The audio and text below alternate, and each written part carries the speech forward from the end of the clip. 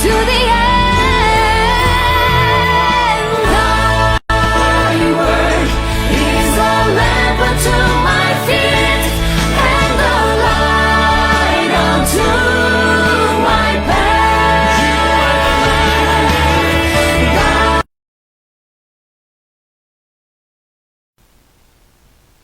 Isa pong kagalakan sa aming mga puso na kayo po ay aming madalaw sa inyong mga tahanan at mabati sa inyo pong panunood ng programang Kapitulo Bersikulo.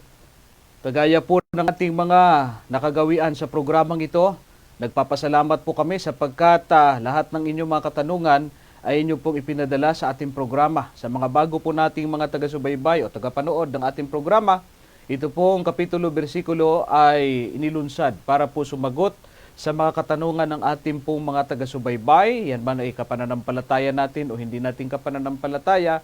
Ang aming pong layunin sa programang ito ay matuto po tayo ng mga prinsipyo na mag-aakay po sa atin sa daan ng katotohanan. Inyong lingkod po, Brother Jerry Sevilla, at makakasama po ninyo ako sa loob po na 1 oras ng ating pong pagtatanghal ng programang Kapitulo Bersikulo. Sa lahat po ng aming mga taga-subaybay sa buong mundo na ngayon po ay nag-aabang sa ating pong live streaming program, kagalakan po namin na kayo ay aming madalaw sa inyo pong mga tahanan. Diyan po sa mga kababayan po natin at mga kapatid sa Filipino Adventist Community Group diyan po sa Geneva, Switzerland. Binabati po namin kayo. At syempre po yung mga kapatid naman natin po diyan sa Japan. Maraming salamat po sa lahat ng aming mga kapatid na nagsishare ng bidyong ito at nanonood ng ating programang Kapitulo Bersikulo. Napakarami po namin mga taga-subaybay diyan sa Sweden at ganoon din po sa bayan o sa bansa po ng Dubai, diyan sa New Zealand, at mga nagpapabati po sa atin diyan ay meron din tayo sa USA. Maraming salamat po. Hindi ko na ho maisa-isa ang inyo pong mga pangalan. At doon sa mga nagpabati po, naglalagay ng kanilang mga pagbati diyan sa ating Facebook page. Salamat po ng marami. Mabasa lang ho namin ang inyong mga pagbati na kayo po'y nanonood diyan sa inyong mga bansa na kinalalagyan. Isa pong kagalakan na sa aming mga puso na kayo po ay aming mapaglilingkuran. Ituloy lamang po ninyo ang pagsishare at panunood sa ating pong programa sapagkat ito po ay nakakatulong ng malaki para po sa ating gawain na maabot natin ang mga tao at madala natin sa Panginoon sa pamamagitan po ng pag-aaral ng salita ng Diyos dito po sa ating programang Kapitulo Bersikulo.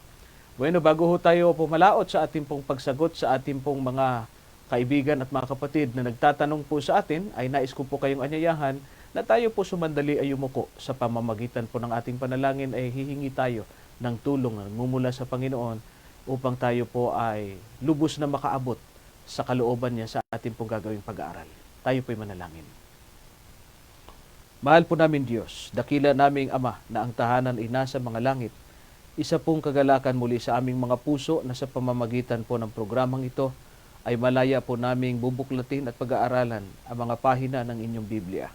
At sa mga kapitulo at bersikulo nito, kami po itutuklas ng mga ginintoang aral na mag-aakay sa amin sa landas ng katuwiran, kabanalan, at tanggapin kayo bilang aming manunubos at tagapagligtas. Salamat po ng marami sa katiyakan na ikaw po ang magbubukas ng puso ng bawat sumusubaybay at nanonood sa programang ito upang sila ay maakay namin sa pananampalataya at tanggapin kayo bilang kanilang Panginoon at magkaroon ng bahagi sa buhay na walang hanggan na inyong iniaalok sa sumasampalataya po sa iyo. Salamat po ng marami sa inyong pagtugon sa aming dalangin. Hinihiling po namin ang lahat sa pangalan po ng aming Panginoong Hesus. Amen. Nais po nating isa-isahin yung pong mga tanong na pumasok po sa atin, ng mga nakaraang videos at syempre po sa mga bagong video natin na ating pong ibinigay o ating pong ipinalabas sa ating programang ito.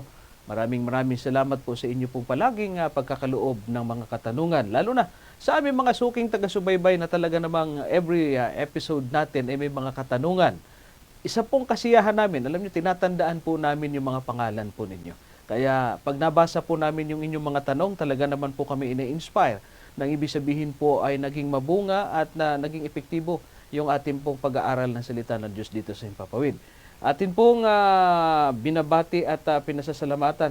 Marami tayong taga-subaybay na nagtatanong na palagian. Nais kong ibatiin personal ang ating pong isa sa mga kapatid nating nanonood o kaibigan nating nanonood, si kapatid na Tito Timbang. Tama po ba ang pangalan? Yeah, Brother Tito Timbang. Alam ko po na kayo taga-Taguig. Siguro ho, mas malapit naman ho ang ating lugar. Kagalakan namin kapatid at kaibigan na mabisita po namin kayo. Gusto ho naming makilala kayo sa personal at ako mismo po ay gusto ko po kayong makita. Kaya sana po, loobin ng Diyos, na tayo po ay magkadaupalad. At Bisaya man po di ka, parehas ng Bisaya, kaya maayo magkasinabot ang duha.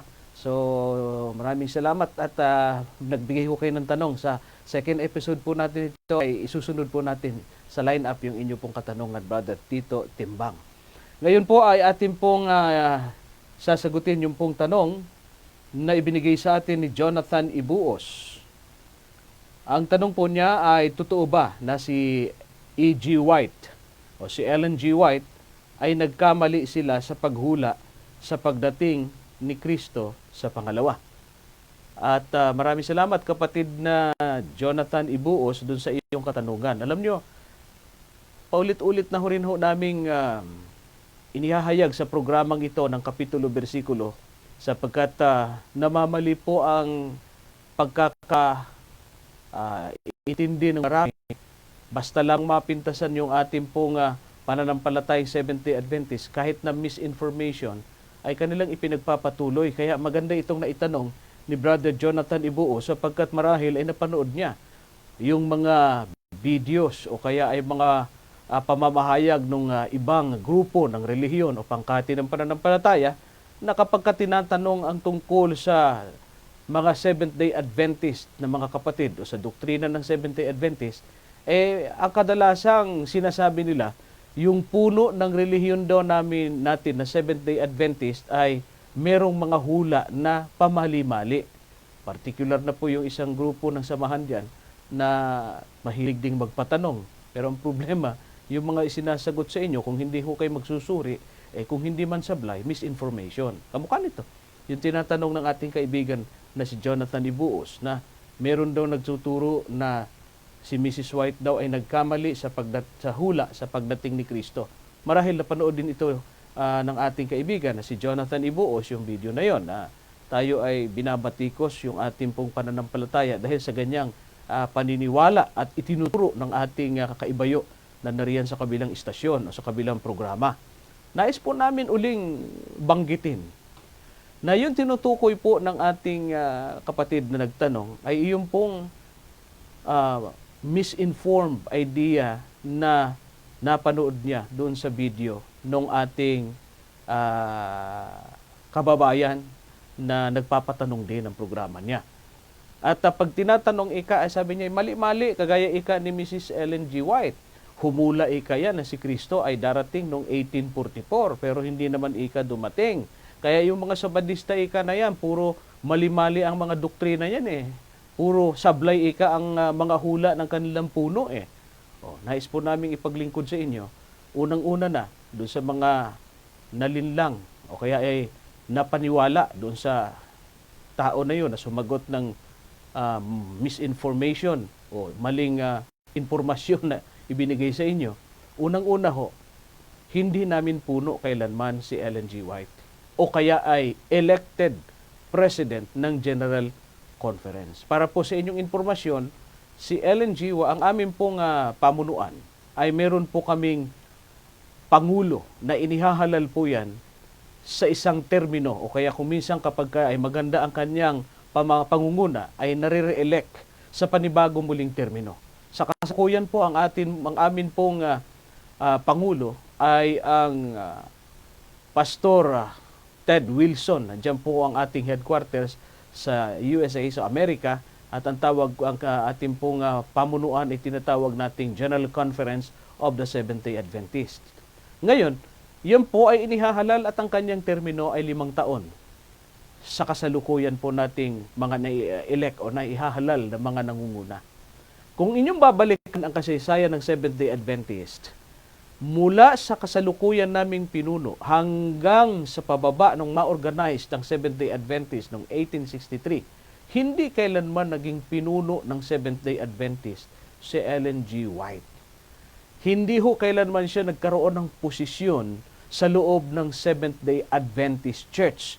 O ngayon, saan po banda ang bahaging ginampanan ni Ellen G. White sa pananampalataya ng Seventh-day Adventist o sa Seventh-day Adventist Church? Ito po ay ang aming pagkilala sa kanya na sugo ng Diyos sa huling iglesia, ang Seventh-day Adventist Church.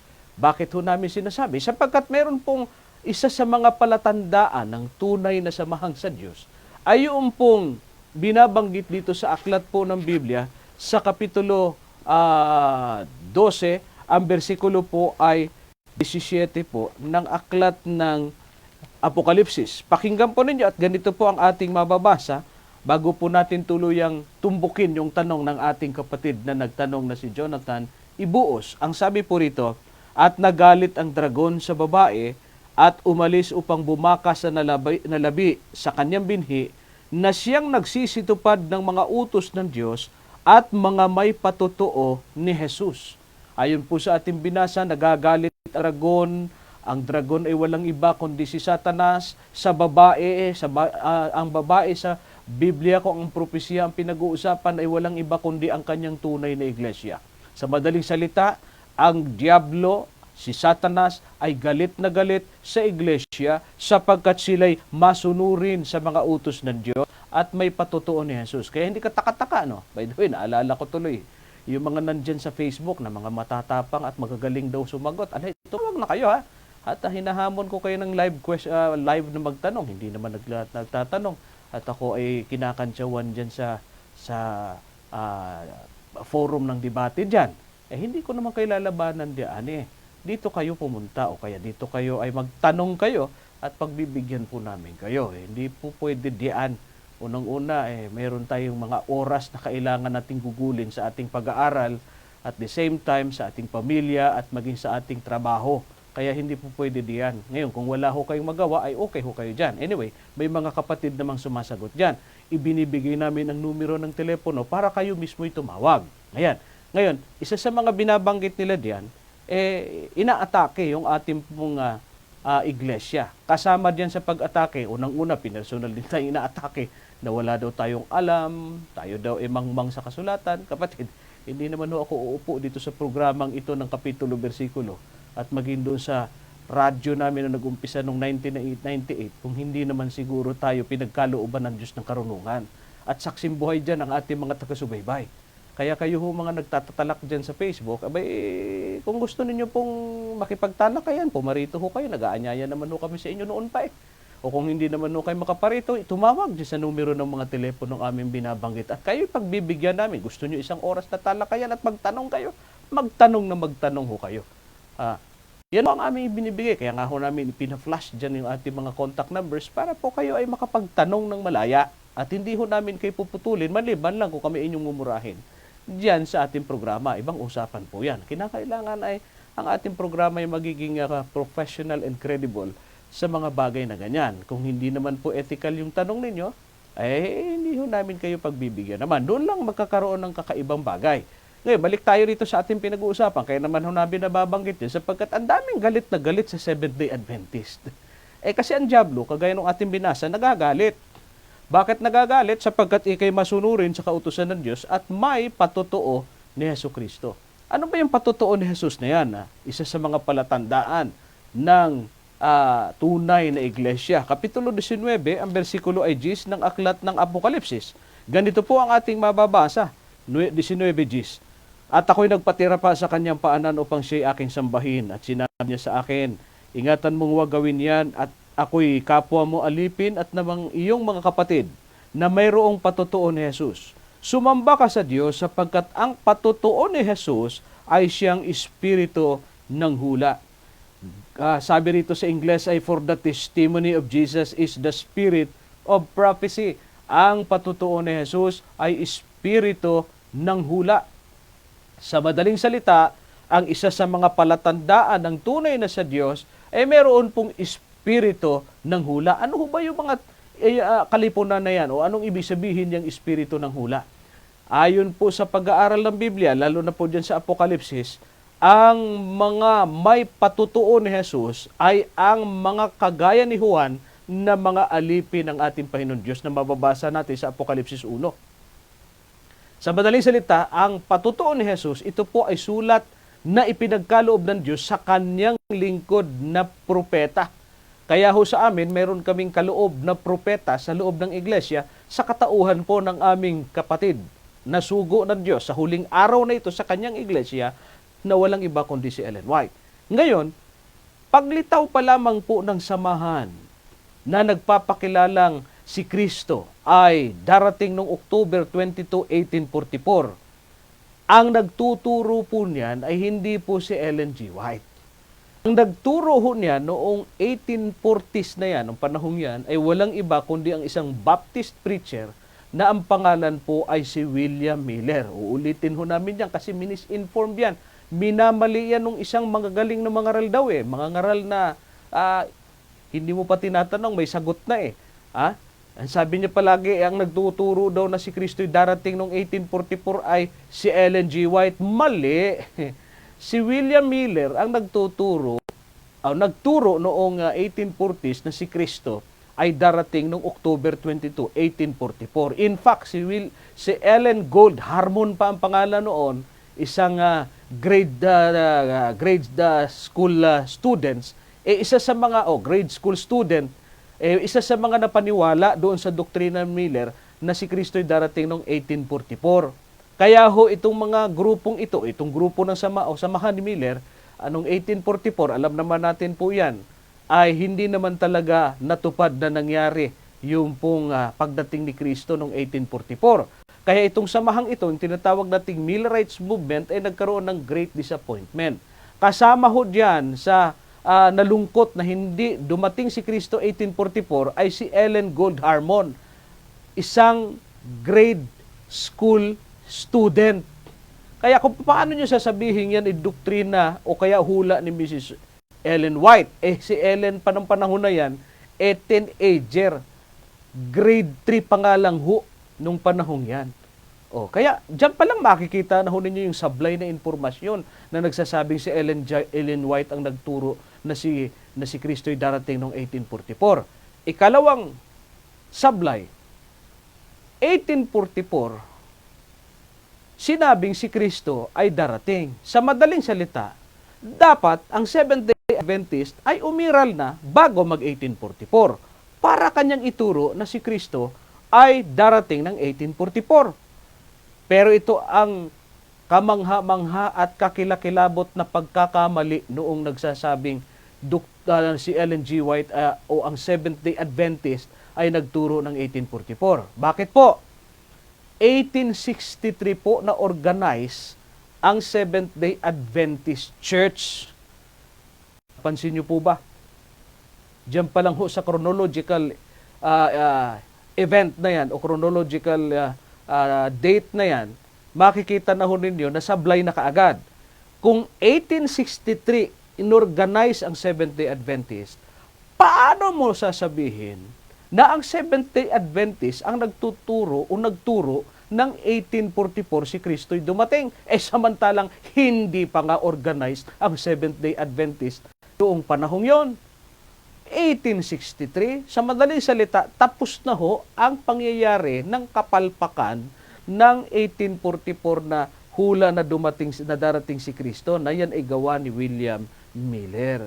Naging mapait na karanasan ng mga Millerites yan. Hindi pa po na-organize ang Seventh-day Adventist Church sa panahong yan. Ngayon, pinag-aralan po yan muli ng mga naiwan o mga natira o mga nalabi na kung tawagin sila ay mga Adventist pero hindi pa sila mga Seventh-day Adventist. Sila po ay mga naghihintay pa rin sa muling pagbabalik ni Kristo. Ang iba sa kanila nawala sa pananampalataya, iba sa kanila nag-backslide, ang iba sa kanila talaga totally disappointed, yung iba naging atheist. Pero may natira ho na mga nag-aral ng Biblia. Bakit? Sapagkat kagaya po ng aming naipaglingkod na sa inyo noong nakaraan, sa Apokalipsis na nabasa po natin doon sa aklat ng Apokalipsis 11, na binanggit doon na dapat kang manghuwa. Kapitulo 10 pala ng aklat ng Apokalipsis, na meron pong isang pangyayari sa hula ng Biblia sa Apokalipsis na nakita ni Juan doon sa Apokalipsis 10, yung anghel na may hawak ng isang aklat na maliit at ipinakain doon kay Juan na Revelador yung maliit na aklat, at nung kinain niya, tumami sa kanyang bibig, pero pagdating sa kanyang tiyan ay pumait. Yan po ang fulfillment noong yung hulang yan, yung karanasan ng mga Millerites movement. Sila po ay nagkamali. Bakit matamis sa bibig? Sapagkat yun po ay excited sila, napakasaya ng kanila pong pakiramdam dahil darating si Kristo, tinanggap nila ang pag-asa na si Kristo ay darating noong 1844, pero pumait sa kanilang tiyan sapagkat sila ay nagkaroon ng kabiguan na hindi nangyari. Pero hindi nagtapos dyan, sapagkat ang sabi po doon sa Kapitulo 10, ang versikulo 10 hanggang 11, at kinuha ko ang maliit na aklat sa kamay ng anghel at aking kinain, at sa aking bibig ay matamis na gaya ng pulot, at ng aking makain ay pumait ang aking tiyan. At sinabi nila sa akin, dapat kang manghulang muli sa maraming mga bayan at mga bansa at mga wika at mga hari. Aba, hindi pala nagtapos doon ang kasaysayan ng bayan ng Diyos eh. Matapos na magkaroon ng kabiguan ang mga Millerites people na si Kristo'y tinuro na si Kristo'y darating noong 1844 kasama si Ellen Gold Harmon na later on ay naging Ellen G. White, doon sa mga nabigo sa pangangaral na yan ni Miller, nagpatuloy po yung samahan o kilusan ng mga nalabing kaanib ng bayan ng Diyos, sapagkat sila'y inutusan na manghulang muli. Kaya nagpatuloy yung mga nalabi na yan na kahit na sila'y nagkaroon ng kabiguan sa kapanahonan ni Miller, kasama po dyan si Ellen Gold Harmon, nagpatuloy sila sa kanilang pag-aaral ng propesiya, at doon po ay nagpasimulang mabuo yung pong tinatawag po nating samahan o kilusan ng pananampalataya na nagtuturo ng tatlong pabalita ng tatlong sinugong anghel sa Apokalipsis 14. Ito po ang aming pinagsasama-samahan ngayong Seventh-day Adventist Church. Yan po ang ating masasabi dyan. Yan history na ho yan. Kumpleto na ho yan yung ating pinag-uusapan na prophetic fulfillment noong nakalagay sa banal na kasulatan. Kaya ho yung sinasabing nagkamali si Ellen White sa paghula sa pagdating ni Kristo sa pangalawa, mali po yun, kapatid, na Jonathan Ibuo. Isang maling impormasyon yung inyo pong napanood. Kaya maganda ho na itanong ninyo yan eh. Kaya doon sa mga nakapanood ng ganyang pamamahayag, naku po, pagtawanan ho ninyo yung mga ngaral na yun. Bakit? Namumulot lang ho kasi yun eh. Hindi ho credible yung mga pinagkukuha ng mga resources. Kami ho may karapatang magpakaliwanag niyan dahil alam namin ang history ng aming Seventh-day Adventist Church. 1863 ho na organize ang Seventh-day Adventist. How come nasasabihin ninyo na ang Seventh-day Adventist ang humula na si Kristo ay darating ng 1844? Hindi pa nga po organized nung panahon na yan. Pangalawa, si Ellen White at that time nung 1844, grade 3 student, nasa grade school. Hindi nga marunong pang magturo yan ng Bible eh. Paano mo sasabihin na 1844? Napaniwala lang siya at ang kanyang pamilya ni William Miller. Pero hindi siya ang nagdoktrina na si Kristo ay darating ng 1844. Yan ang katotohanan at totoong impormasyon. Huwag ko kayong maniniwala doon sa chismis, kabila. Magtanong po kayo doon, sablay ang sagot eh. Yun po sasabihin po natin dyan. Sige po, ituloy po natin yung ating pong pagsagot pa rin. Ito po sa tanong, kami natutuwa dito sa marami pong nagpapasalamat. David Namayan Balentisayo, sana di po masyadong mahaba ang sagot. Madami pa yatang tanong. Salamat po ng marami sa comment, kapatid, at sa panonood. Actually po ay gusto rin naman naming paikliin, kaya lang may mga tanong po na kailangan din po namin ng mahabang sagot.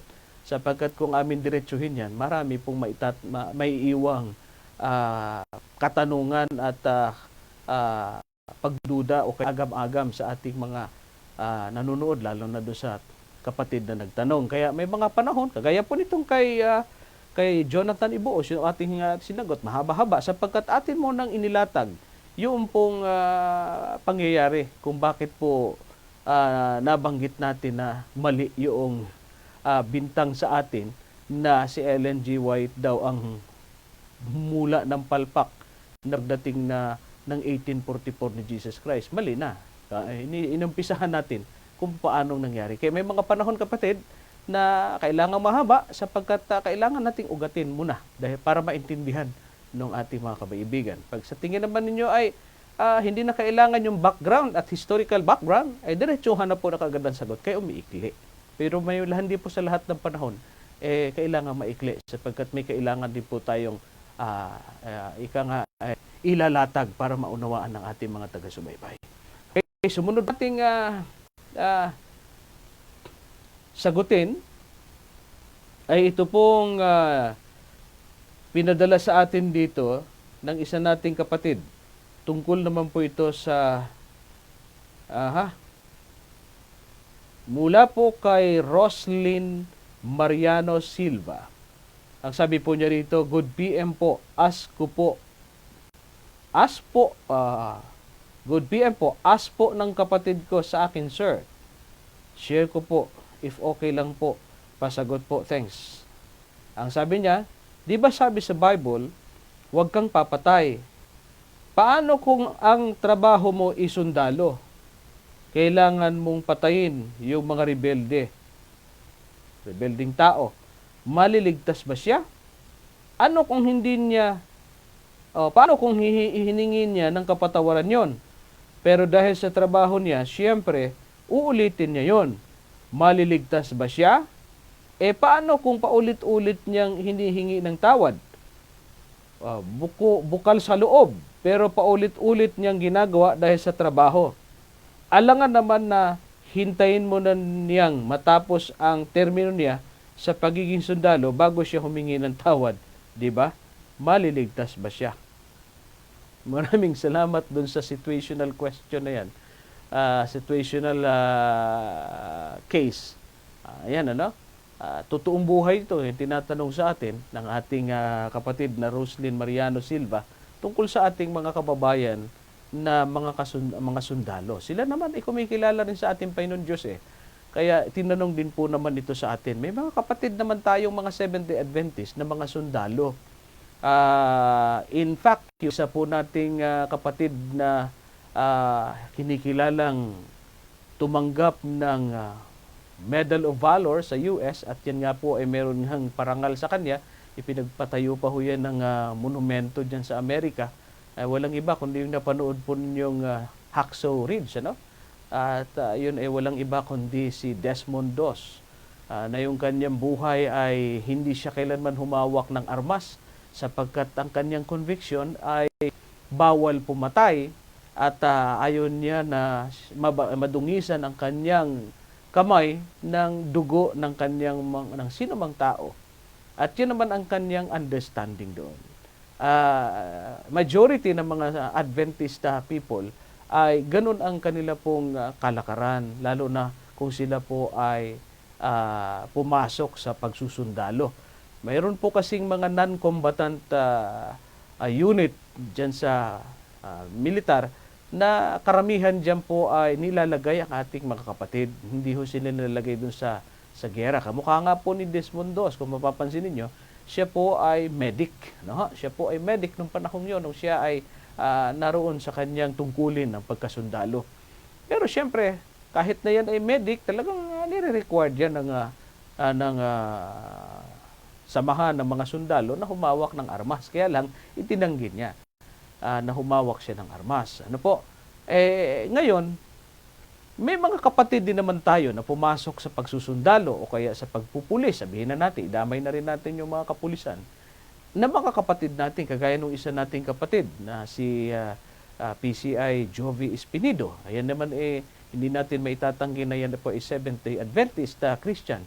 At mapapansin naman ninyo na talagang kapag siya ay nilagay sa isang tungkulin, ay talagang ginagampanan niya. At alam naman ninyo na talagang siya ay, dahil tawag ng tungkulin niya, talagang siya ay kumukuha din ng buhay ng isang taong lumabag sa batas. At maaaring sabihin ninyo, malaki ang pinagkaiba nila ni Desmond Doss. Kasi po, ganito po ang ating masasabi dyan. Conviction po ni Desmond Doss na hindi talaga siya hahawak ng baril. And majority of the Seventh-day Adventist until now ay talagang yun ang kanilang conviction sa sarili na talagang ayaw nilang umutang ng buhay, lalo na kahit na ika sa larangan ng pagtatanggol sa bayan. Unang-una ho, ako po ay hindi po humahatol sa mga kapatid natin na sila'y pumapasok sa pagsusundalo o kaya ay sa pagpupulis. Unang-una, kasi pagka ikay pumasok sa pagpupulis at pagsusundalo, marangal po na trabaho yan. At isa pong saludo ang ibinibigay natin dyan dahil yan po ay isang paa niya nasa hukay at ang isang paa niya man ay nasa kabilang, sabihin na natin ay nasa lupa, ano? Yung kapila niyang paa, talagang ready to die. Dahil yan talagang buhay ang puhunan yan para may pagtanggol ang ating bayan. Natural, kung papasok po kayo dyan, lalo na sa mga Adventist nating mga kapatid, ang iyong intention talaga dyan, ipagtanggol ang bayan. Ngayon, kung magtatanggol ka sa bayan, imposible namang hindi ka talaga gagamit ng armas. Ngayon, kung ang conviction mo ay ayaw mong madungisan ng iyong kamay ng dugo ng kalaban mo man, huwag kayong pumasok sa pagpupulis, pagsusundalo. Yan ang maganda dyan. Ngayon, kung halimbawa ikaw man ipumasok na, ang conviction po ng inyong lingkod, ayon na rin sa Biblia, hindi ho masama ang ipagtanggol ang bayan. Bakit? Kasi hindi ka naman pumitil ng buhay sa personal mong kaparaanan. At yan po ay meron pong sinasang-ayunan yan ng banal na kasulatan. Kagaya po ng aking madalas nang basahin dito sa ating programang Kapitulo Bersikulo, at kukunin ko itong aking isang salin ng Biblia po dito na aking madalas na ginagamit sa pagsagot po sa inyong mga katanungan. Ito po ang aking likod po ng ating studio, narito po ang aking library at nais po nating ipaglingkod. Nakalagay po rito, Kapitulo 13 ng Aklat ng Roma. Ganito po ang ating mababasa at ito po ay amin nang naipaglingkod din. Pero para sa ating kababayang nagtanong, Kapitulo 13, pasimulan ko po ang basa sa versikulo 1 at ituloy-tuloy ko po. Ang sabi po rito ng Biblia, "Obey the government, for God is the one who has put it there. There is no government anywhere that God has not placed in power. So those who refuse to obey the laws of the land are refusing to obey God, and punishment will follow. For the policeman," ayan kapulisan po ito. Sabi diyan, "For the policeman does not frighten people who are doing right, but those doing evil will always fear him. So if you don't want to be afraid, keep the laws, and you will get along well." Verse 4, "The policeman is sent by God to help you, but if you are doing something wrong, of course, you should be afraid. For he will have you punished. He is sent by God for that very purpose." Ayan ang sabi ng Biblia, Obey the laws, then for the two reasons. First, to keep from being punished. And second, just because you know you should. Ano sabi po ng Biblia? Ito po mismo ay salin po ng ating madalas basahin na The Living Bible. Ang sabi po rito ay sumunod tayo sa gobyerno sapagkat wala daw gobyerno na inilagay sa lupa na hindi galing sa Diyos. Maaaring sabihin ninyo, ay pambihira naman, paano yung gobyerno natin ngayon corrupt? Opo, yung mga taong nilagay sa gobyerno, pero hindi po yung gobyerno itself. The government is ordained by God. The people who is in the government are those people who are corrupt, pero hindi po gobyerno itself. The government is ordained by God. Ngayon, kapag dating sa pagtatanggol sa bayan, kagaya po nitong binasa natin, ay alagad ng batas ay pulis. Ang salin nga po dito sa ating binasa ay policeman. Ang sabi dito, hindi po sila kilabot sa paggawa ng mabuti, kundi sila po ay kilabot doon sa mga gumagawa ng masama. Kaya kapag ikaw ay gumawa ng masama, ang sabi doon ay ikaw ay parurusahan ng pulis. Ano ibig sabihin ng parurusahan ng pulis? Kasama ho dyan sa pagpaparusa ng pulis. Ikaw ay ikulong, maaari ikaw ay masaktan, or ang isang worst thing dyan, kung ikaw ay mapatay ng pulis. Hindi naman ho pumapatay ang alagad ng batas kung yan ah, sumuko. Ganon din naman yung sinasabi nating sundalo, kung ikaw ay nasa giyera, hindi din naman ho nila talaga intensyong pumatay Kaya lang, syempre nakikipaglabang ka dyan, talagang ang tendency dyan, maring ikaw ay mapatay o kaya ikaw ay makapatay sa pagtatanggol mo sa bayan. Ngayon, sabi ng Biblia, hindi ho masama yun sapagkat ang mga alagad ng batas, ang kapulisan, ang kasundaluhan, ay kilabot sa mga nagsisigawa ng masama. Sabi po sa ating binasa. Ngayon, kung hindi mo ikasusundin ang batas, parurusahan ka ng mga pulis. O maring idagdag na natin, parurusahan ka ng mga sundalo. Sa anong paraan? Maring, kagaya ng sinasabi ninyo, nakitilin ang buhay kung kinakailangan. Sapagkat iyan naman ang sinasabi ng ating pay. Ngayon, may malaki yung pagkakaiba ng pagpatay na ikaw ay nasa tungkulin at ikaw ay nasa walang katungkulan. Yung pong pagpatay ng buhay na bawal sa Biblia, yung pong ang purpose mo niya is yung intention mo, kitilin mo na hindi ka naman nasa posisyon ng pagkitil. Pero kung ikaw ay nasa posisyon, kagaya ng mga alagad ng batas at mga sundalo, ay wala pong sinasabi ang Biblia dyan na sila ay nagkasala at pagpatay. Kasi tawag po ng tungkulin yan. Ngayon, kung sasabihin ninyo ang mga kasundaluhan makamakasalanan dahil sila ay pumapatay ng buhay, ay di huwag na magsundalo lahat ng mga sundalo. Sa tingin po ninyo, maganda ang magiging labas ng ating bansa. Walang sundalo. O kung may sundalo man, ang dala ay batuta. Sige nga po. Kayo mag-isip. Ngayon, kung sasabihin ninyo, sa mga Adventist bawal. Di gawin mong Adventist halimbawa. Paano kung halimbawa sa isang sitwasyon maging Adventist lahat yung mga sundalo? Pagbabawalan mong mawak ng baril yan at pagbabawalan mo ngayon yan kapag may mga rebelde, may mga kung ano-ano mga underground group dyan na magtatangka ng terorismo o kaya igagawa ng terorismo sa ating bayan, ay yung mga sundalo ang kanila ngayong gagamitin batuta dahil bawal pala sa kanilang pumatay, ay malaking problema, kapatid. So siguro bago natin hatulan yung mga kasundaluhan natin, isipin muna naman ninyong mabuti yun. Sa panahon ng mga Israelita, ang ating Panginoon Diyos, sinasakbatan po niya ng sandata ang mga Israelita sa panahon ni Moses. At sila talaga ay nakikipagbaka dahilan sa sila po ay mga itinalaga ng mga sundalo para po sa laban sa kanila makaaway at ipagtanggol naman ng mga may hawak ng sandata na ito mga Israelita na wala naman po kakayahang lumaban. Kaya yan po ay meron sa panahon ni David din naman. Si David, nung hari ng Israel, ang dami niya kayong mga kasundaluhan. May mga sundalong yun, mananampalataya rin naman ho yun. Bakit naman po hindi natin question yun? Ano po? Ang dami rin po mga pinatay si David. Ang dami rin po niyang mga kinitil na buhay. Dahilan sa siya ay tawag po kasi ng tungkulin yun. Kaya wala pong masama. Pero kung halimbawa, ikaw ay isang ordinaryong mamamayan at kumitil ng buhay, yun po isang malaking pagkakamali. Kaya yan ay malaking pagkakasala. Kaya huwag nating ihatol ang ating pong mga panghatol doon sa ating mga kababayang mga sundalo. Kasi po yung kanila pong pagbuwis ng pagkitil ng buhay ay hindi po nila intensyon at katuwaan na gawin yon. Kung maaari lang ho, ang alam ko dyan, kahit ang mga sundalo natin, kung maaari lang, walang dugo na dadanak. Kaya lang, syempre, kapag may mga may sandata rin yung kalaban mo, natural, alam naman yung laban mo dyan ay batuta o kaya ay 2x2. Hindi ho. Ikaw ang mamamatay dyan.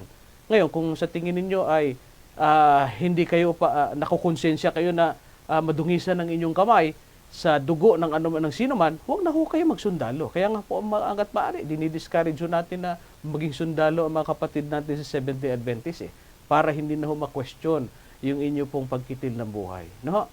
Pero kung sakali ba kung nandiyan na kayo sa tungkulin, abay hindi ho masama. Ako po ang nagsasabi sa inyo sapagkat napakarami po mga biblical basis niyan. Napakaraming talata sa Biblia, kagaya ng ating binasa na hindi po yan labag sa sinasabi ng Biblia. Yung pong pagtatanggol sa bayan, pagpaparusa sa mga makasalanan sa pamamagitan ng pagkukulong o ang last recourse ay ang pagbawi ng buhay ng mga masasamang loob. Wala pong nilalabag sa Biblia. Pero kung ikaw ay ordinaryong mamamayan na wala sa posisyong gawin yun, yan ang isang malaking pagkakasala. Una, sa Diyos. Pangalawa, sa bayan o kaya sa gobyerno. Ayan po ang ating sagot yan. sa ating kapatid na nagtanong. Kaya ang tanong po ninyo, paulit-ulit, nahihingi ng tawad. Ay, ang Diyos naman po wala pong sabihin na nating panahon na siya ay magsasabing hanggang diyan ka na lang. Hanggang ang ating pong buhay ay hindi pa ho nababawi sa atin. Meron po tayong pagkakataon palaging humingi ng tawad. Pero siyempre, iwasan nating gawin yon. Ngayon, kung ang tinatanong naman niya ay tungkol sa kasandaluhan, ala pong problema dyan. Huwag na hong antayin na maubos mo na yung termino niya bago niya ihingi ng tawad, kagaya ng tanong po ninyo. Sapagkat yung kanyang ginawa naman po ng isang sundalo, yan po ay hindi ho paglabag sa sinasabi ng Biblia na huwag kang pumatay. Hindi po nila intensyon pumatay. Nagkataon lamang po na sila nakapapatay dahil sa tawag ng kanilang tungkulin. Yan po ating sagot. At yan ay hindi labag sa sinasabi ng Biblia. Po, sunod po nating isusunod na sasagutin. Yung tanong po, meron po akong hinahanap dito na isang katanungan ng ating pong kaibigan na si Gani Corunya.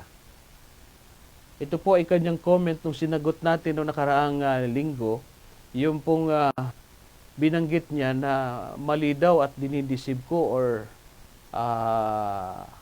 dinadaya natin yung mga tao dahil sa sinabi daw natin na si Elias, si Moses, at isinama na rin natin si Enoch, nasa langit na.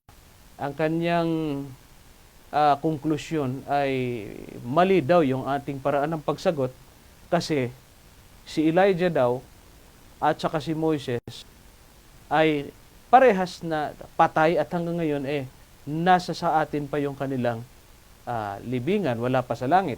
Ito po yung kanyang muling follow-up sa atin mula kay Gani Corunya. Elijah and Enoch died. Moses is not in heaven, neither Elijah nor Enoch. They are still on earth, and they all have turned to dust. Sinagot ko ito ng English, pero nung tiningnan ko naman yung kanyang file, ay Pilipino naman, kaya alam ko nakakaintindi naman ito ng ating kaibigan ng lingwahe nating ginagamit, ang ating pong Filipino dialect or Filipino language. Ano po? Ngayon ay atin pong sasagutin yung kanyang tanong.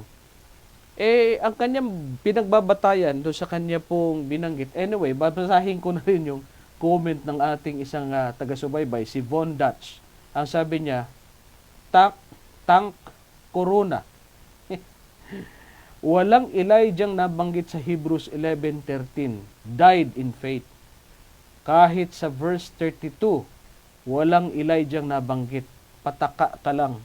Ay, tama. Tama ginaigsuon. Ang imong giingon. Tama talaga yung sinabi mo.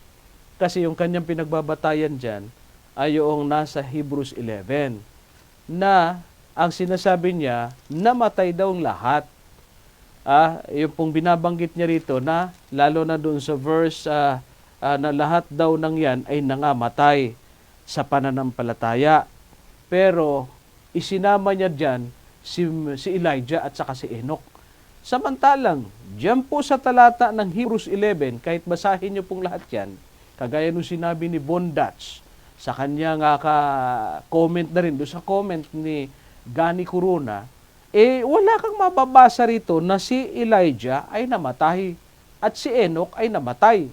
Mana pa, doon sa chapter 11 verse 6, tingnan ninyo ha, ang sabi ng Biblia, at kung walang pananampalataya,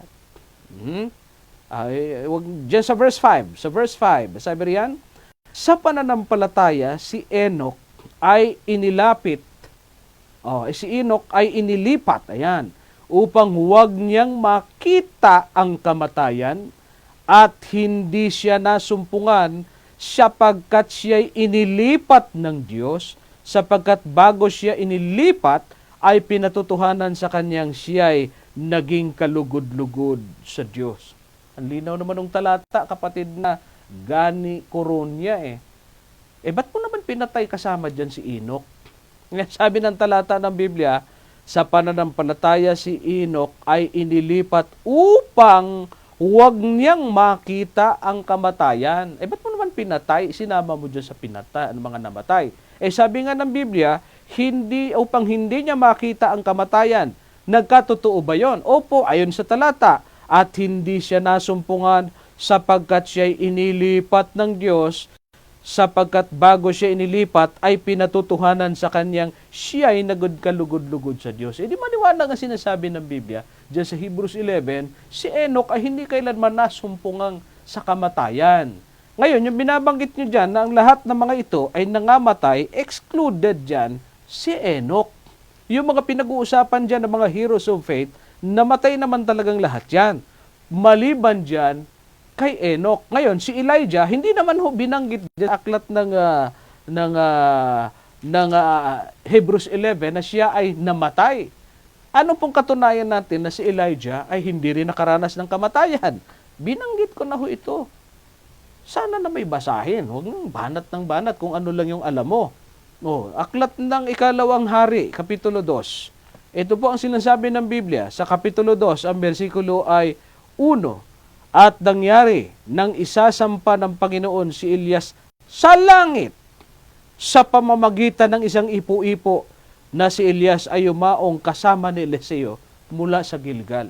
Sermon ko ito sa aking mga pagtayo sa mga pulpito na si Elijah ay kinuha, isinampa ng Diyos sa langit.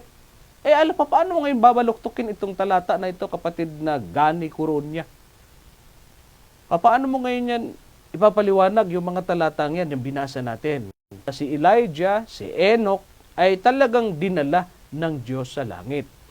Si Moses talagang nakaranas ng kamatayan, yung binasa natin sa aklat ng Judas, na pinag-aagawan yung kanyang bangkay ni anghel ng dalawang anghel, ang walang iba kundi isa si Miguel na kumakatawan sa ating Panginoon Jesucristo, at yun namang isang anghel ay walang iba kundi si Satanas. Basahin nga po natin yung talatang yan dito sa aklat ng Judas. Uulitin na po natin, Kaya wag pa ulit-ulit, kapatid na Gani Kuronya. Huwag mong ipipilit yung gusto na wala naman sa sinasabi ng Biblia yung sinasabi mo, conclusion mo lang yan. Ito paano mo ngayon yan lalabanan itong mga talatang binabasa natin, na nagsasabing silang dalawa, si Elias at saka si Enoch, kinuha ng Diyos, nilipat ng Diyos para hindi masumpungan ang kamatayan. Si Elijah, kinuha rin ang karuwahing apoy, dinala sa langit, ang sabi sa binasa natin. Paano mo ngayon tututulan yan? Sabihin mo namatay ngayon si Enoch at si Elijah at hanggang ngayon narito sa atin. Ay, labag na labag kasi sinasabi ng Biblia. Ano naman yung si Moises? Sa versikulo 9 ng Judas, sabi nito ganito, datapot ang Arkanghel Miguel nang makipaglaban sa Diablo na nakikipagtalo tungkol sa katawan ni Moises ay hindi nangahas gumamit laban sa kanya ng isang hatol na may pakalipusta, kundi sinabi, sawayin kanawa ng Panginoon. Nakita po ninyo, si Moses, pinag-aagawa ng anghel, Miguel Arkanghel at noong Diablo. Pinag-uusapan po diyan, yun po yung paglipat ng katawan ni Moises.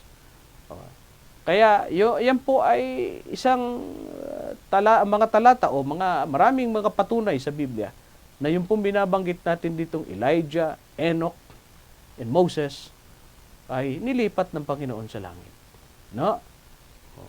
Tanong po yan ni Sister Chato Burlaza kung hindi ko nagkakamali nung unang video natin. Naintindihan niya yung sagot Sana po maintindihan niyo rin, Gani Kuronya, yung pong ating sinasabi. Wag hong ipilit yung inyo na hindi naman po sumasang-ayon sa Biblia.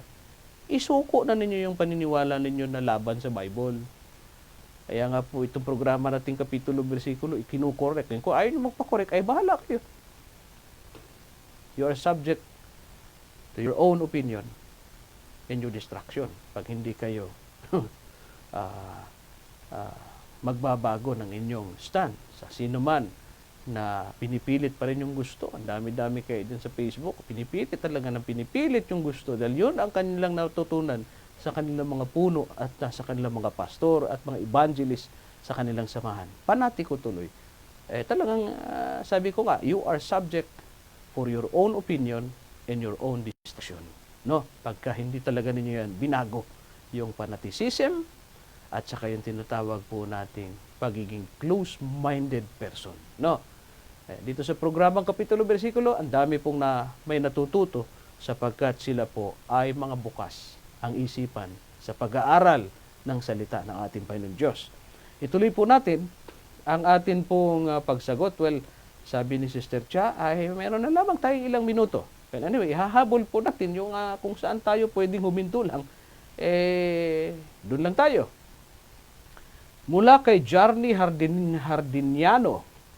Ayan. Mula kay Jarny Hardiniano, saan nagsimula ang salitang Trinity? Maraming beses na rin po itong naitatanong sa atin. Pero for the sake, dun sa ating mga bagong nanonood sa programa natin, ay atin muling uulitin yung ating mga sagot. Well, anyway, ang salitang Trinity po, kung inyong babasahin yung historical background niyan, yan po ay nanggaling sa mga iba't ibang konsilyo. May Council of Nicaea, may Council of tinatawag nating Trent. Ayan, may mga iba't ibang konsilyo ho yan. At yung pinag-uusapan po dyan, lalo na sa doktrina na yan, ay yung mga kinikilalang ama ng pananampalataya, kung tawagin ay mga church fathers, gaya po ni na Athanasius of Alexandria. Yan po yung mga gumawa ng mga paniniwala na yan na ang ating Panginoon Kristo at ang Diyos ay equal ang kanilang likas na kalagayan. And then nabuo nila yung doktrina na mayroong Ama, Anak at later on lang po yung banal na Espiritu na naisama po nila at na-discover nila sa pag-aaral nila rin ng Biblia na talagang tunay na Diyos. Now, in short po, ay meron ding naniniwala dyan na mga sa paniniwala na si Kristo ay hindi tunay na Diyos. Ito naman po yung mga Arianism or yung naniniwala sa katuruan ni Arius na si Kristo ay nilalang lang, si Kristo ay hindi tunay na Diyos. Kaya ho, nabuo yung mga konsilyo na yan para pag-usapan yung mga pagtatalo tungkol sa kalagayan ng ating Panginoong Diyos at ng ating Panginoong Kristo.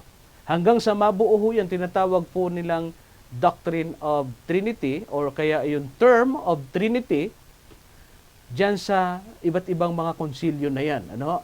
Particularly, ito po tinatawag nating Council of Nicaea. No? Ngayon, kung pinag-uusapan po natin yung Term of Trinity, dyan ho nila na natuklasan or actually kung babasahin yung history na yan, kung paano ho nila nabuo yung term na Trinity, marami po sila mga debate na ginawa dyan sa konsilyo na yan.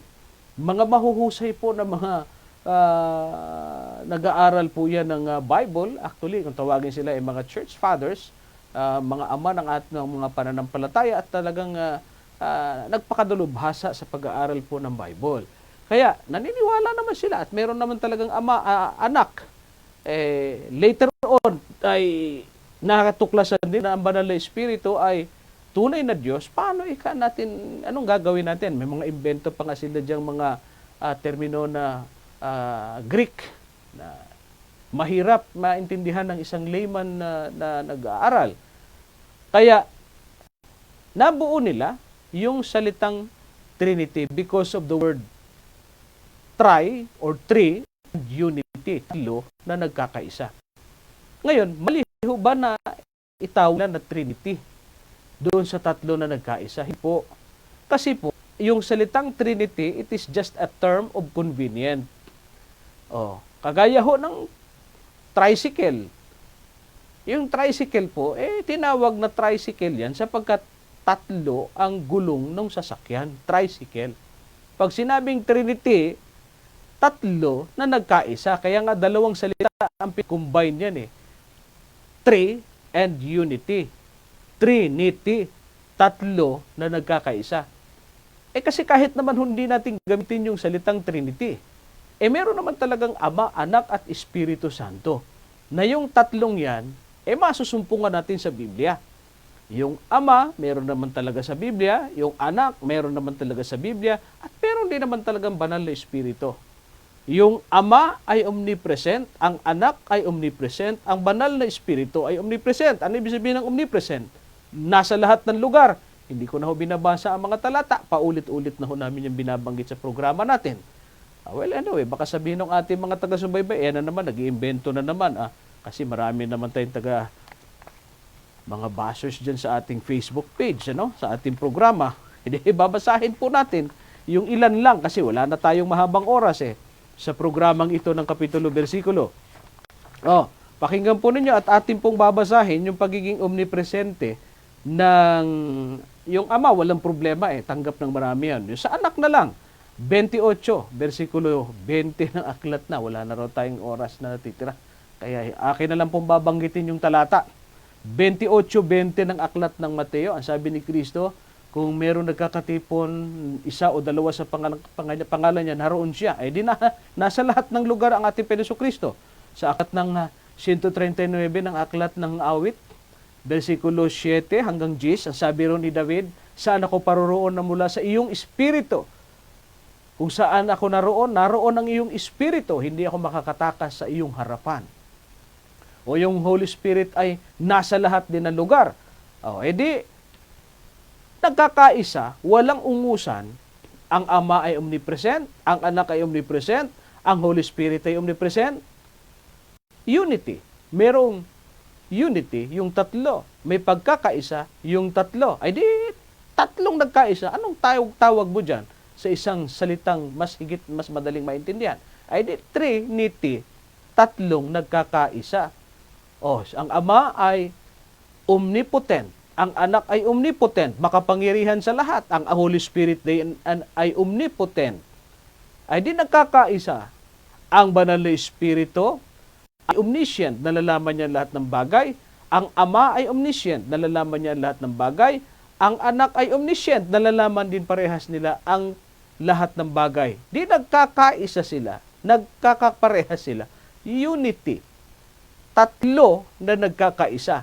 Kaya kahit na po hindi maimbento yung terminong Trinity, nasa Biblia pa rin po na may Ama, Anak at Espiritu na hindi magkalaban ang kanilang likas na kalagayan kundi nagkakaisa. Kaya ho yung term of convenience na Trinity na yan, huwag na ho ninyong palakihin yan siya galing sa Katoliko. Meron pa mga Adventista dyan na sinasabing, hindi natin gawin yang doktrina dahil yan daw ay doktrina ng Katoliko. Naku po, hindi ho namin kinopiyayaan sa mga Katoliko dahil yan po ay nariyan na nakapundar sa Biblia bago pa nagkaroon ng Katoliko. Nariyan na po yan na may Ama, Anak at Espiritu Santo na hindi nag-aaway-away kundi nakakasundo. Anong tawag mo dyan? Tatlong nagkakaisang yan. Hindi ba? Trinity. Kaya ganun lang po kasimple mga kapatid. Kaya nga yun lang ang makakasulba sa napakaraming kontrobersiya tungkol sa kadyusan. May mababasa kang Ama ay Diyos, Anak ay Diyos, Espiritu Santo ay Diyos, kung ang paniniwala mo isa lang talagang isang piraso ang Diyos, magkakaproblema ka. Trinity is the only answer for the texts or passage sa Bible na nagsasabing ang Ama, Anak at Espiritu ay Diyos. Sapagkat nagkakaisa po yung tatlong yan, kaya sila tinawag na Trinity. Hindi po yan laban sa Bible.